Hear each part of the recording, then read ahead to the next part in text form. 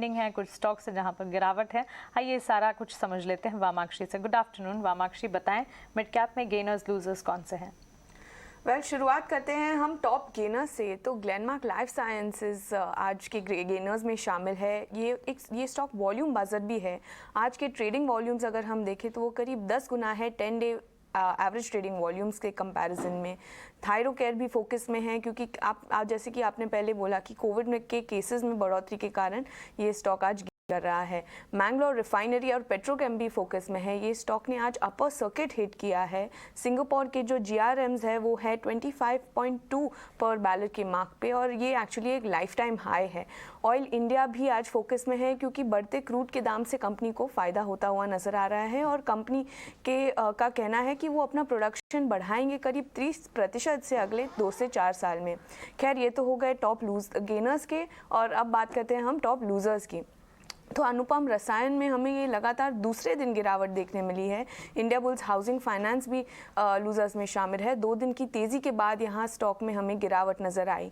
अंबर enterprises India में भी गिरावट नज़र आ रही है। रिपोर्ट्स के अनुसार जो इलेक्ट्रॉनिक्स के लिए डिमांड है वो कमज़ोर होती हुई नज़र आ रही है। कोफोर्ज भी फोकस में है। ये लगातार यहाँ हमें दूसरे दिन गिरावट नज़र आई। पूरे IT पैक पे अगर हम नज़र करें तो यहाँ भी हमें भारी गिरावट नज़र आ रही है।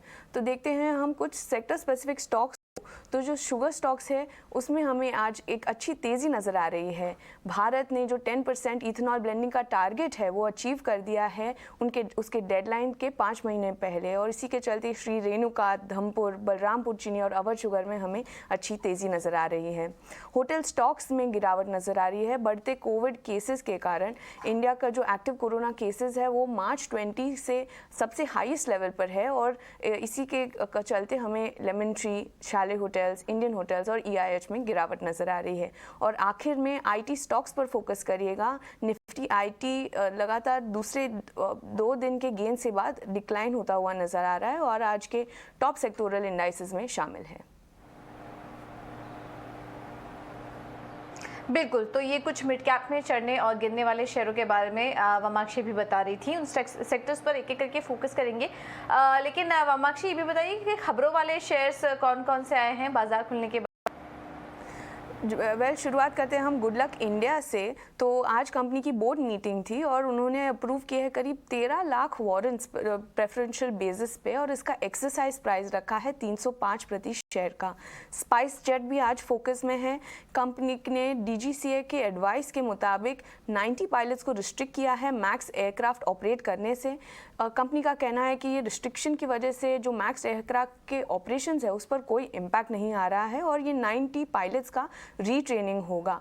और DGCA ने एक पेनल्टी इम्पोज की है करीब 10 लाख की उसके ऑडिट ऑब्जर्वेशंस के चलते और इसी वजह से ये स्टॉक आज फोकस में है। इसके अलावा सीएंट ने एक डेफिनेटिव अग्रीमेंट साइन किया है।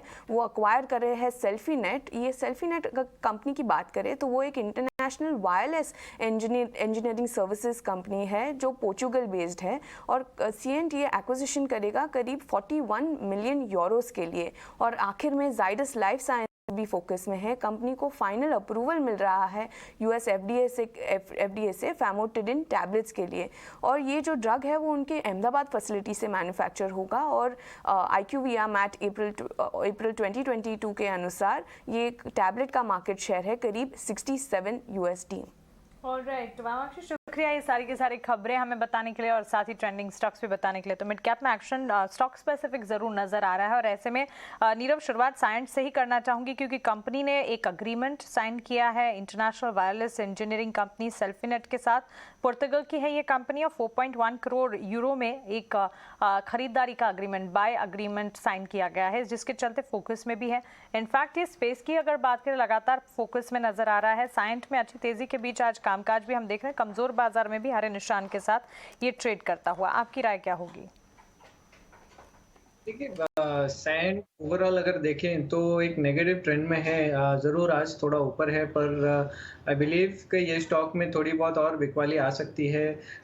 स्टॉक वापस नीचे में 740 से 720 का जो लेवल है वो रीटेस्ट कर सकता है। उसके बाद इसमें वापस बड़ी तेज़ी आ सकती है मगर उसके पहले उसको नीचे के सपोर्ट्स रीटेस्ट करने होंगे। तो at this point of time मेरी राय यही है कि अगर आपको ख़रीदना है तो रुक जाइए, नीचे में 720 740 का जो रेंज है वो रेंज में आप खरीदिए तो उसमें आपको अच्छा फ़ायदा होने के चांसेस बढ़ जाते हैं। ऑलराइट, ठीक है। तो ये राय यहाँ पर स्टॉक में आपको दे दी गई है। इस बीच इस कमज़ोर बाजार में भी एक और स्टॉक जहाँ पर की तेज़ी है वो है ग्लेनमार्क फार्मा। नीरव, यहाँ पर करीब 1.5% की मजबूती हम आज देख रहे हैं और करीब 395 के आसपास कारोबार कर रहा है। क्या कोई ट्रेड नज़र आ रहा है आपको इस स्टॉक में आज के लिए? देखिए, आज के लिए डेफ़िनेटली एक बाय साइड पे ट्रेड नज़र आ रहा है स्टॉक में। बढ़िया पैटर्न बनाया है ये स्टॉक ने और काफ़ी गिरावट आ चुकी है ऑलरेडी ये स्टॉक में फ्रॉम 675 और लेवल्स। अब ऐसा लग रहा है कि ओवरसोल्ड हो चुका है और लॉन्गर टर्म चार्ट्स पे एक डाइवर्जेंस भी है पॉजिटिव वाला। सो डेफिनेटली यहाँ से बाइंग के आसार लग रहे हैं और एटलीस्ट ये जो बाइंग है ये अपने 50 डे मूविंग एवरेज तक एक्सटेंड होनी चाहिए जो करीब करीब 430 के पास में है। तो यहाँ से बाइंग करने की राय रहेगी। नीचे में 380 का आप स्टॉप लॉस रखें, ऊपर में अराउंड 430 के पास में आप प्रॉफिट बुक कर सकते हैं। इसे इंट्राडे में अगर चाहिए तो इंट्राडे में भी कर सकते हैं। इंट्राडे में स्टॉप लॉस 388 का रहना चाहिए और 410 का आपका टारगेट रहेगा।